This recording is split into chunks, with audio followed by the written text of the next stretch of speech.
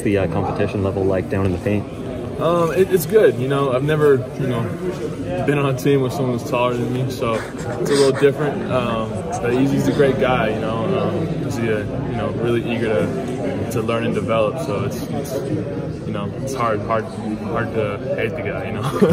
Joel said that he has kind of been leaning on you a lot for advice, moves down there on the block and whatnot. How quickly has he kind of been able to get acclimated to the system?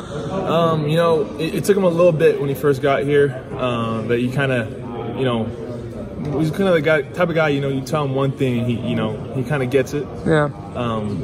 But it was a problem trying to get him to do it, in game-like situations. But I think now he's got it figured out, and it's great, to see him progress like that. For you, just talk about your decision. You took advantage of the MCA's rule to come back. Was there any decision there whether or not to move on or come back? And how excited are you to be back now that you are here? I had made my decision to come back before the run even came. So I just felt like I wasn't done here. With catching COVID in the middle of the season, kind of really hindered me through like the last part of the regular season, especially in league. So it was just, for me it was a kind of no-brainer thing to come back. What's the confidence level like for you personally, but also for this team coming off of a run like that? Confidence is it's a weird thing. I think we're more focused on, not being satisfied with what happened last year. When we went down against Houston, there wasn't anyone in the locker room after the game who was like, thinking like, wow, we did that. It was more of a like, damn, we should have had that. We could have gone further. And I think kind of let a bad taste in our mouth. And I think that just translates into this year, and not only build upon it, but doing what we should have done. How did COVID kind of affect you later in the season?